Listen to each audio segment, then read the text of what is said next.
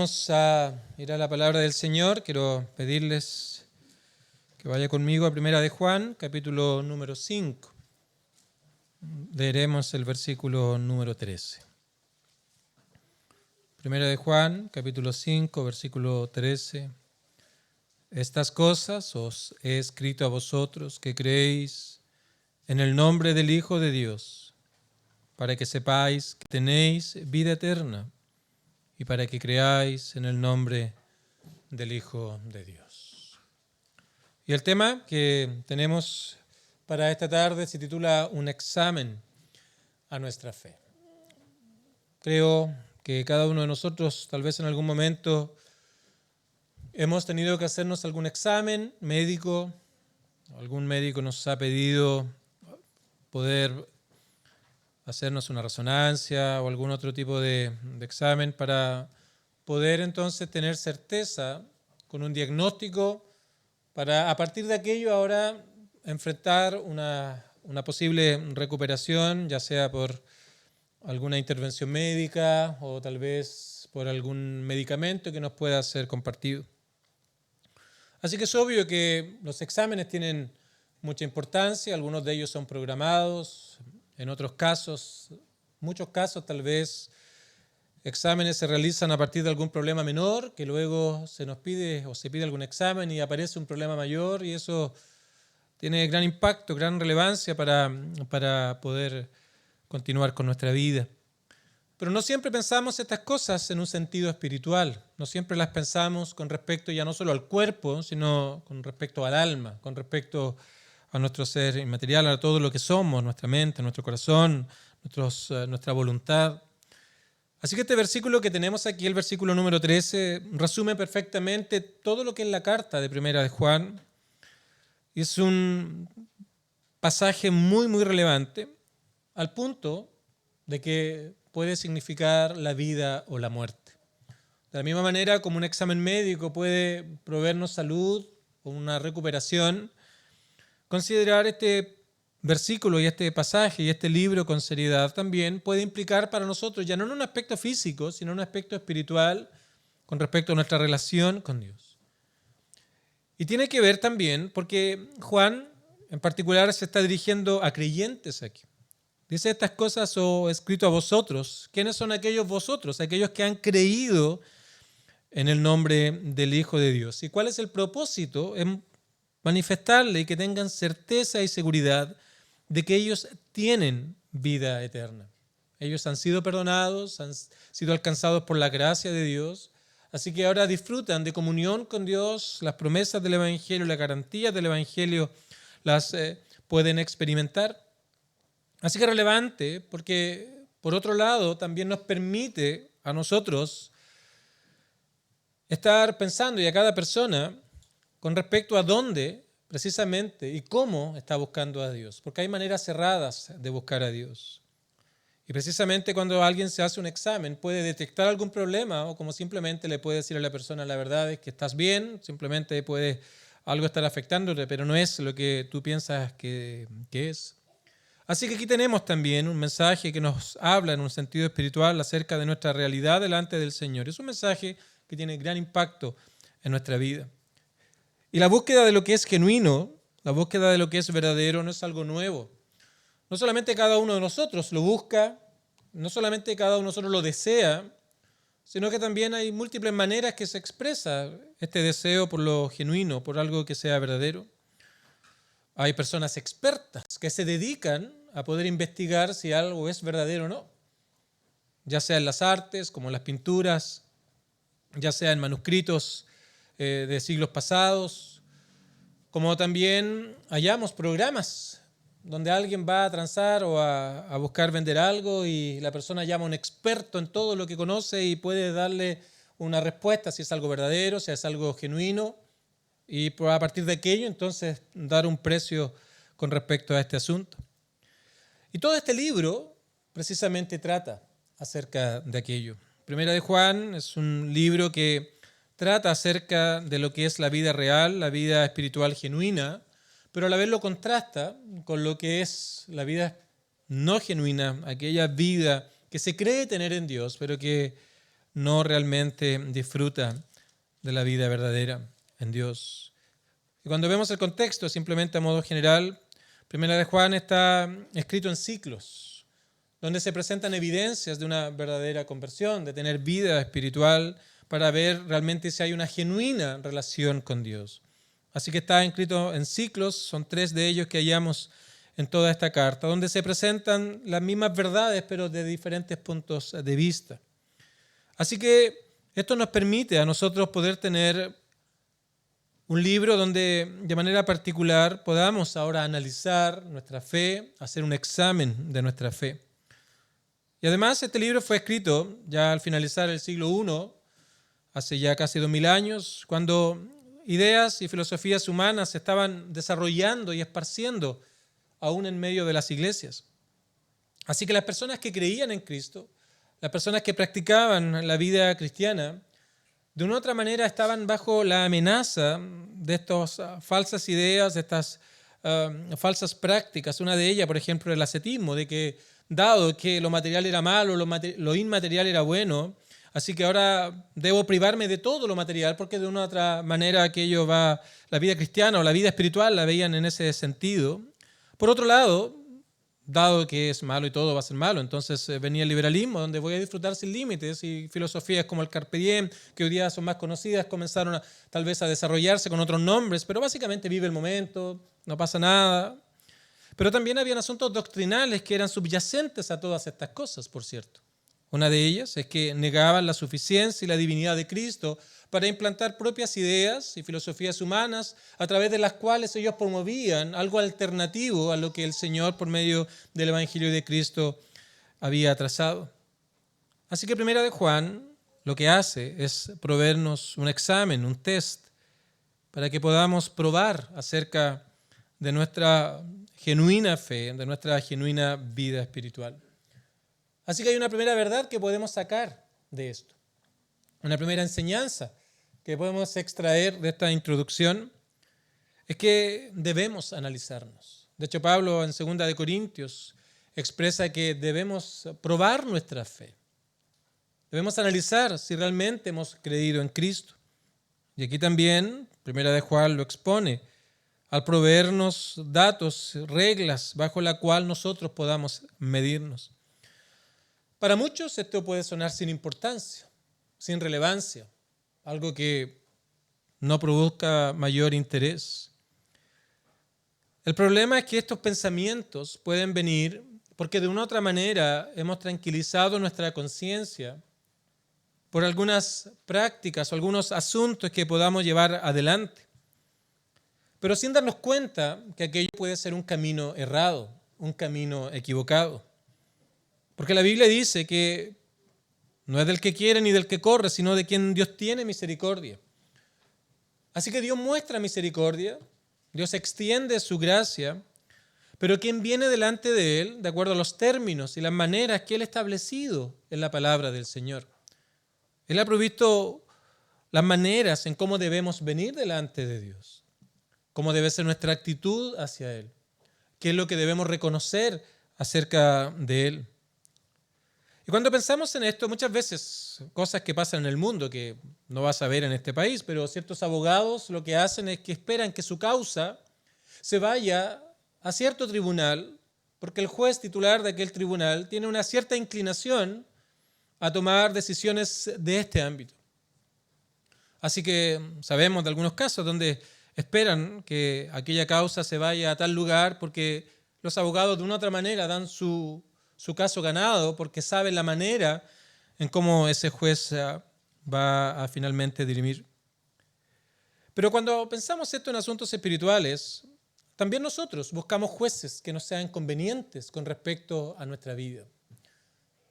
De una otra manera levantamos un tipo de juicio que sea conveniente a nuestra manera de vivir, que sea conveniente a nuestra manera de pensar con respecto a la fe. Así que déjame presentarte no solo 2 juicios o 2 jueces que usamos para de una u otra manera examinar nuestra vida y nuestra fe. En primer lugar, está el juez de nuestra propia opinión. Está el juez de lo que nosotros pensamos de nosotros mismos.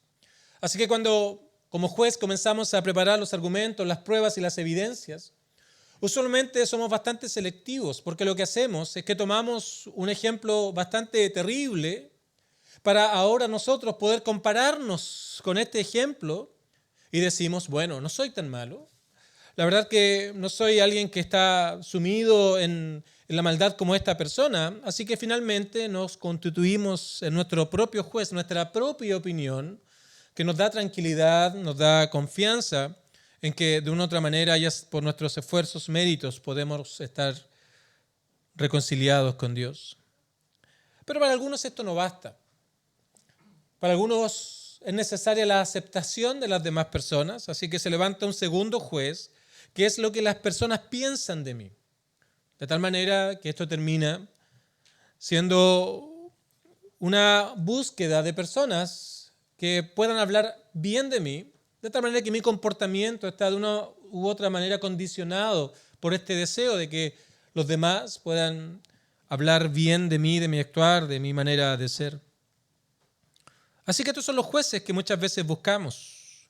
Traemos nuestra causa delante de nuestra propia opinión. Traemos nuestra causa delante de la opinión de los demás. Pero obviamente todo esto es un peligro. Hay un peligro en confiar en nuestro propio corazón, porque la palabra del Señor dice que engañoso es el corazón y perverso, más que todas las cosas. Y hay alguien que lo conoce. Hay alguien que conoce nuestro corazón, pero rara vez nos sometemos al escrutinio de Dios por medio de su palabra. Rara vez venimos a la palabra de Dios para analizar nuestra vida y poder ahora a partir de ella poder tener un veredicto verdadero. Porque tenemos miedo tal vez, sin saber lo que la historia de la Biblia cuenta, de caer como ese rey llamado Balsasar, cuando aparece Dios de manera milagrosa, aparece en la pared en Daniel una mano escribiendo. Cuando traducido lo que allí escribió significaba pesado ha sido en balanza y ha sido hallado falto. Tal vez ese rey, ante sus propios ojos, ante su propia opinión, era algo perfecto.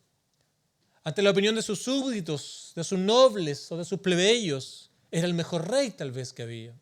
Pero ante los ojos de Dios, él había sido hallado falto. Confiar en nuestro corazón es un peligro. Pero Dios conoce ahora nuestro corazón y por medio de su palabra ahora nos permite tener un examen con respecto a nuestra vida. Y cuando buscamos jueces, como mi propia opinión o la opinión de los demás, tenemos pensamientos del tipo, mira, me siento cristiano porque me hace sentir bien, me hace sentir alguien bueno, o tal vez porque hacen que mis crisis desaparezcan. De una otra manera, viendo a Cristo no como un salvador, sino como una terapia o algo que ayuda para que mi vida simplemente vaya mejor.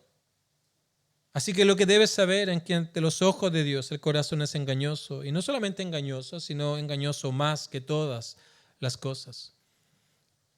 Así que conoces estas muchas personas que producto del engaño buscan enriquecerse, estafas piramidales, y muchas personas caen en este asunto, o llamadas de teléfono tal vez de estos estafadores, y te cuentan una historia al punto de que muchos son engañados, o mensajes de textos diciéndote que tu encomienda ha llegado a tal lugar y tienes que pinchar acá, y muchas veces uno lo hace y finalmente termina engañado por un mensaje de ese tipo. Pero todas estas cosas que tú y yo podemos conocer, al lado de nuestro corazón, aquellas cosas son un juego de niños, al lado de lo que el corazón es. Así que cuando pensamos en nuestra propia opinión, o cuando pensamos con respecto a nosotros mismos, en respecto a lo que dicen los demás, simplemente podemos fácilmente caer en el engaño de creer que todo está bien, cuando realmente no lo está. Las emociones pueden hacernos sentir cosas cerradas. Las buenas intenciones tal vez pueden inundar nuestra mente con buenos pensamientos, y aquello simplemente para nosotros es suficiente prueba de que estamos bien con Dios. Así que tenemos aquí este contexto. Estaban entrando estas falsas ideas y habían personas que estaban buscando extraviar a los creyentes de la verdad del Evangelio que se halla en Cristo. Y de hecho habían logrado. En el versículo 19, salieron de nosotros, pero no eran de nosotros. ¿Por qué? Porque si hubiesen sido de nosotros, habrían permanecido con nosotros. Así que habían personas que estaban dentro de aquella congregación que nunca habían confiado en Cristo como su Salvador, pero creían serlo. Tal vez por el juez de su propia opinión, por el juez de la opinión de los demás, pero bajo la voluntad del Señor, bajo las normas de Dios, ellos no eran verdaderamente hijos de Dios. Así que vamos a ver varios engaños en el pasar de la vida. Hay personas que viven bajo el engaño de la moralidad, siendo un buen amigo, un buen vecino, una buena persona, un buen padre, una buena madre, un buen hijo, una buena hija. Aquello para mí significa entonces cómo Dios me va a poder a mí despreciar. Así que está la moralidad, buena vida, pero alejado de lo que Cristo nos da por medio del Evangelio. Para otros el Evangelio no es más que un mero conocimiento. El intelecto está lleno de estas verdades. Así que podemos dominar el ABC de la palabra de Dios, podemos ser capaces de recitar la doctrina tal vez, podemos ser capaces de inclusive hacer hermosas y maravillosas presentaciones, pero cuando vamos al libro de Mateo, cuando nos ponen ese último gran día, cuando todos deberemos dar cuenta delante del Señor y se presente un grupo de personas que eran capaces de explicar y de hacer cosas maravillosas y vienen delante de Dios y Dios simplemente le dice: no os conozco, nunca os conocí. Porque conocer la palabra del Señor no es garantía de ser acepto delante de Dios. Por cierto, en ella encontramos el camino al Señor, el camino a la vida eterna. Por cierto que debemos leerla, pero el hecho de dominarla no garantiza que podamos tener vida espiritual. Otro será el engaño de la religiosidad externa, de las ceremonias, donde de una u otra manera confiamos en este tipo de cosas que hemos hecho y que para nosotros son suficientes para decir: soy un cristiano, soy un hijo de Dios. Y las personas también lo dicen: no, si tú te hiciste una ceremonia, hiciste esto. Pero luego viene una falsa seguridad personal. Muchas personas dicen: no, si yo me acuerdo del día cuando dije estas cosas, me acuerdo del día cuando levanté mi mano y enarbolé esta frase, y me acuerdo de todo aquello que ocurrió, yo sentí tal cosa. Si había alguien que se sentían seguros de ser acepto delante de Dios, eran los judíos. Y cuando son confrontados por nuestro Señor Jesucristo, Él les expresa que ellos no son hijos de Dios. Y les dice: vuestro padre es el diablo. ¿Por qué? Porque ellos vivían no conforme a la palabra del Señor. Así que bajo el escrutinio público, ellos eran la florinata de la nación, una vida religiosa externa intachable, pero a los ojos de Dios, ellos eran faltos. Así que todas estas cosas y muchas otras te pueden llevar a muchos lugares, a ser buenos vecinos, a ser muy sabio con respecto a lo que la palabra del Señor dice, a llevar vidas religiosas bastante aceptables, inclusive tener una cierta atisbo de seguridad producto de alguna experiencia en el pasado. Pero estas cosas per se no te pueden por sí mismas llevar a Dios. Entonces aquí donde este libro nos provee un examen objetivo. ¿Cómo puedo saber si estoy en la verdad? ¿Cómo tú puedes saber si eres una hija de Dios, un hijo de Dios? ¿Cómo tú puedes disfrutar de certeza, seguridad, confianza plena?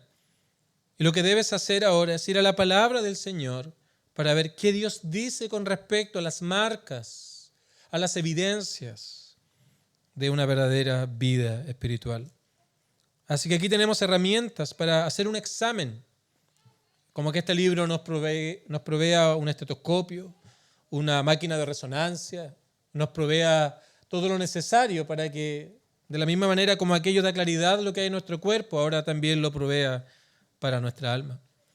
Y tenemos 4 o 5 evidencias que alcanzaremos a ver en esta tarde dentro de estos ciclos, estos grupos, como mencioné, que están a partir del capítulo 1 en adelante. Responden entonces a asuntos doctrinales, lo que creo, pero también como a asuntos prácticos, lo que hago como evidencia de una conversión verdadera. Por eso entonces, cuando vamos al capítulo 5, Juan dice estas cosas. lo que ha mencionado, esto que vamos a ver a continuación, os he escrito a vosotros para que sepáis, para que haya verdadera certeza. Ya no porque yo solo lo creo, no solo porque alguien me lo dice, sino porque es Dios por medio de su palabra que me permite ahora tener verdadera certeza y confianza de que soy un hijo de Dios, soy una hija de Dios. Y esto no está basado en la moralidad, no está basado en el mero entendimiento, no está basado en la religiosidad o en ideas personales. Estas cosas que la palabra del Señor nos provee nos pueden dar y nos dan verdadera certeza, y es la manera en cómo debemos examinar nuestra vida para poder ver si estamos en la fe, si estamos en la verdad y si tenemos en vida espiritual. Ahora es un examen confrontador. Es un examen que apunta a lo que hay realmente en nuestro corazón. Es un examen que muestra todo lo que hay allí y nos permite tener claridad con respecto a estos asuntos. Y si vamos al capítulo 2, en el versículo número 21, dice: no os he escrito como si ignoraseis la verdad, sino porque la conocéis y porque ninguna mentira procede de la verdad. Esta no es ninguna verdad elevada, no es algo que debas aprender en un seminario. No es algo que requieras hacer cursos y cursos y cursos y pasar de un nivel a otro para poder lograr algún tipo de entendimiento. No ignoramos esta verdad. Son las evidencias que siguen de manera natural a la vida espiritual. Así que es algo que podemos entender, es algo que debemos prestar atención, es algo esencial en lo que es el Evangelio. Así que es confrontador, por cierto, pero detrás está la gracia, la ternura de Dios para que reflexionemos, para que pensemos, para que meditemos con respecto a nuestra fe. Y este examen nos permite ahora poder conocer, poder saber y entender acerca de dónde estamos delante del Señor. Así que veamos algunas cosas que nos provee este libro con respecto a un examen de nuestra fe. Si vamos al capítulo 1, vemos aquí que comienza a mostrarnos que hay una conciencia que es sensible a la santidad. Santidad es apartados. Antes vivíamos para nosotros mismos, antes vivíamos para este mundo, pero ahora cuando el Señor nos ha llamado para vivir vidas diferentes, apartados de aquellas cosas que antes dominaban nuestra vida. Así que cuando alguien es un creyente y tiene vida espiritual, hay un anhelo de obedecer a Dios. Pero no es solamente un anhelo circunstancial o un anhelo externo, es un deseo de este nuevo corazón que ha venido en la conversión. Porque Dios nos llama a ser santos, Dios nos llama a ser luz. Mira lo que dice el versículo 5 del capítulo 1. Este es el mensaje que hemos oído de Él. Y os anunciamos, Dios es luz y no hay ningunas tinieblas en Él. Así que un creyente se caracteriza por esforzarse en tomar la verdad de Dios, esta verdad del Evangelio con seriedad. Versículo 6, por ejemplo, dice que debemos andar con Él. Debemos andar en santidad ahora. Hemos sido apartados para este nuevo estilo de vida y eso está presente de manera creciente cada día en la vida de aquellos que han creído. Vamos al capítulo 2, versículo número 3. En esto sabemos que nosotros le conocemos si guardamos sus mandamientos. Hay una conciencia sensible a la santidad. Queremos agradar a Dios, queremos caminar en sus caminos. 2:4 dice: el que dice que yo le conozco, el que basa su opinión en su propio juicio, cita al juez de su propio entendimiento, el que dice yo le conozco, pero ahora a la luz del juicio de Dios no guarda sus mandamientos, entonces ¿cuál es el veredicto? El tal es mentiroso y la verdad no está en él.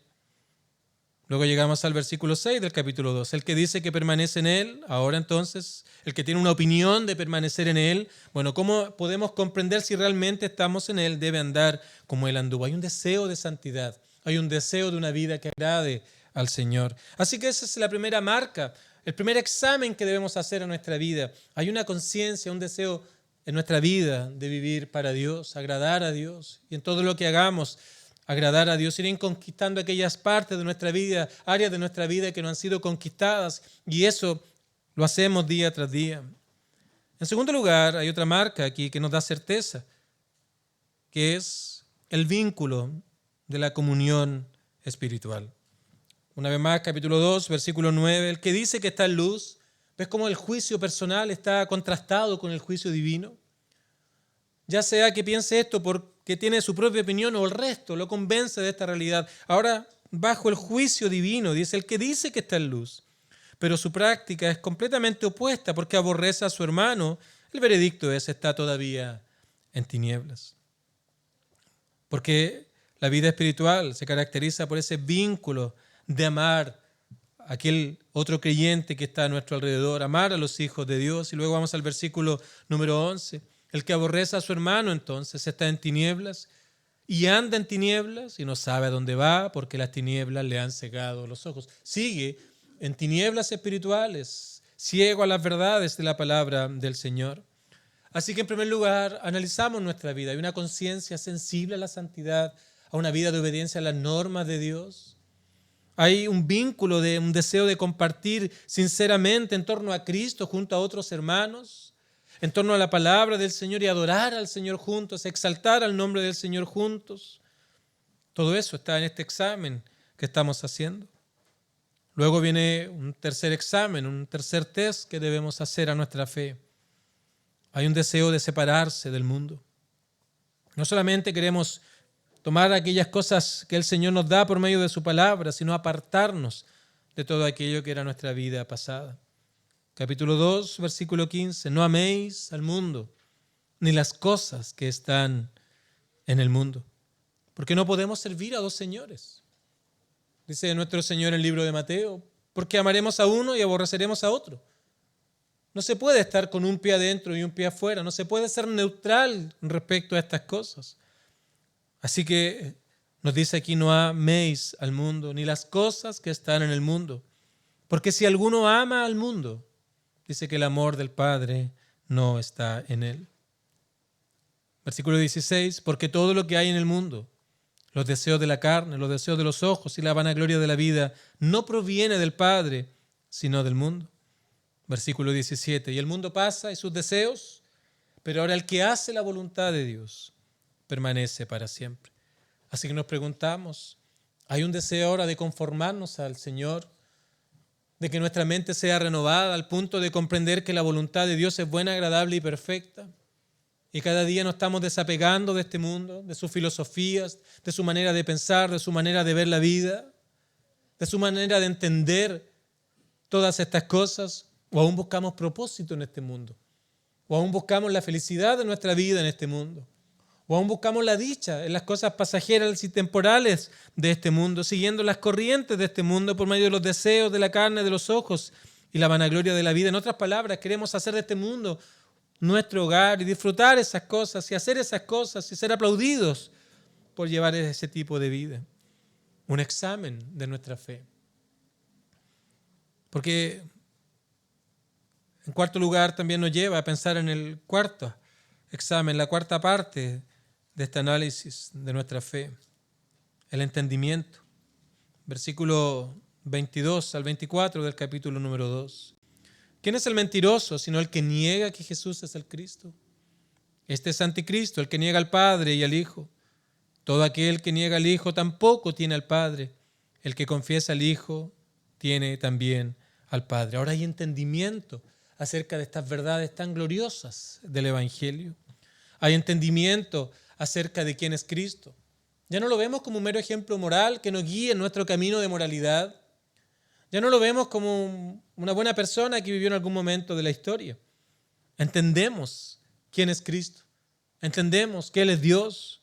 Entendemos que Él tomó una naturaleza humana para ser nuestro representante y que vino a esta tierra y fue a la cruz del Calvario. Y fue allí y estuvo por 3 horas llevando las consecuencias del pecado que no era de Él, sino de todos aquellos que iban a creer, de tal manera que cuando ponemos nuestra confianza en Él, nuestra fe, la depositamos en Él de manera total y plena, ahora puedo alcanzar perdón de pecados. Así que entendemos nuestra propia realidad, entendemos quiénes somos, entendemos que hay pecado en nuestra vida, entendemos que aquello nos aparta de Dios, pero también entendemos que todo aquel que cree en Cristo, que se arrepiente de sus pecados y confía en Él, es salvo. Estas verdades son parte de la vida esencial de aquel que dice ser cristiano, de aquel que dice ser un hijo de Dios. Y por último, un quinto examen que debemos tener Es esa obediencia a la palabra de Dios. Versículo 24 del capítulo 2. Lo que habéis oído desde el principio permanezca en vosotros. Si lo que habéis oído desde el principio permanece en vosotros, también vosotros permaneceréis en el Hijo y en el Padre. Así que debemos permanecer en el mensaje de la Biblia. Por eso decía, cuando señalaba, dice que eran de nosotros. Ellos decían ser cristianos, decían ser hijos de Dios, pero ellos no permanecieron.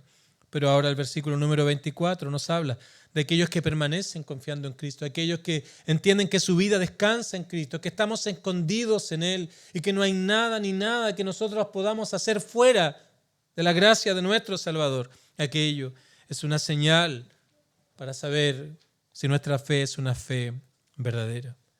Ahora, algunas advertencias antes de concluir. Estas cosas no podemos mirarlas como desconectadas. Yo recuerdo que años atrás vino un joven a nuestra iglesia. Se notaba muy sincero en su deseo de aprender del Evangelio. Venía varias veces y compartimos con él un folleto acerca de las señales inequívocas que acompañan a una verdadera conversión. Y se lo compartimos para que lo estudiara.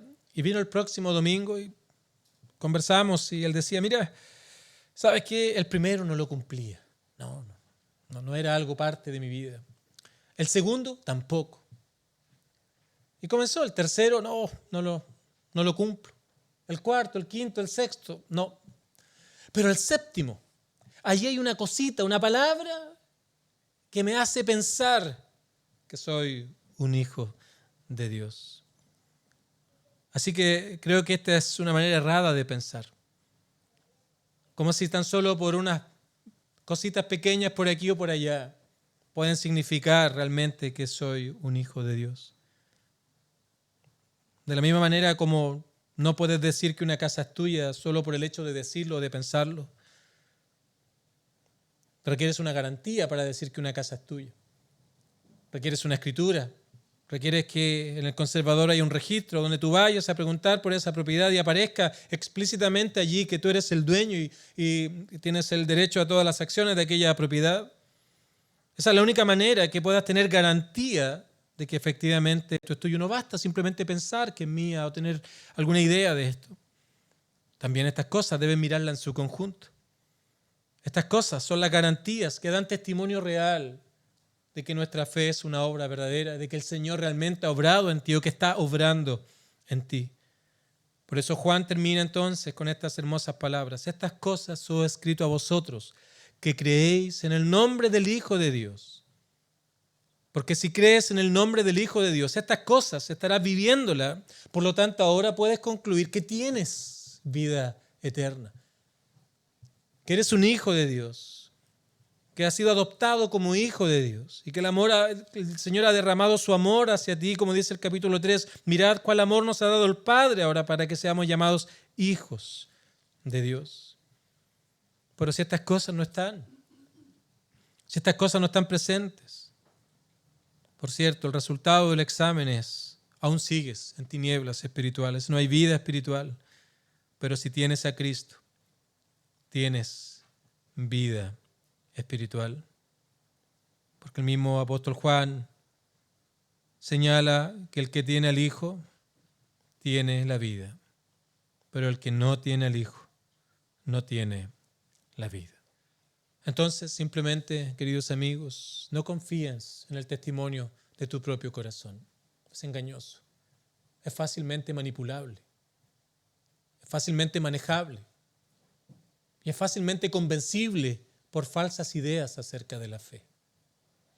No confíes en la opinión del otro, porque de la misma manera esas opiniones son volátiles. Basta un enojo de esa persona para cambiar de bueno a hablar malísimo de ti, pestes de ti.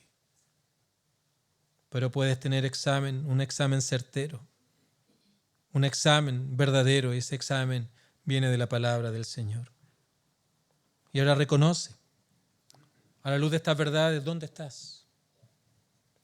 ¿Tienes a Cristo? Lo tienes todo. No tienes a Cristo, queridos amigos, no tienes absolutamente nada. Y si esa es tu realidad, debes venir delante del Señor y diciendo, Señor, tal vez he pensado que era un hijo de Dios. Tal vez Estaba convencido de una verdad que no lo es. Pero aún mi pecado está presente aquí, Señor. Aquí está mi vida, aquí está lo que soy, aquí están las cosas que han dominado toda mi existencia. Señor, no hay nada que yo pueda hacer para poder perdonarme a mí mismo. Pero Señor, te pido que me perdones, que me recibas. Y la garantía del Evangelio, como mencioné al principio, que si tú vienes delante del Señor con sinceridad, reconociendo quién eres, dice que Él extiende su misericordia. Él es galardonador, premiador de aquellos que le buscan, de acuerdo a la manera y la forma en cómo Él la ha mostrado en su palabra. Y todas estas cosas ahora testificarán que eres un hijo de Dios. Estas cosas se levantarán como un testimonio vivo y esa certeza crecerá, esa seguridad te dará confianza, aún en medio de la adversidad y en las pruebas, para que sepas, como dijo Job, yo sé que mi Redentor vive y que al fin Él se levantará. Que el Señor nos ayude a todos.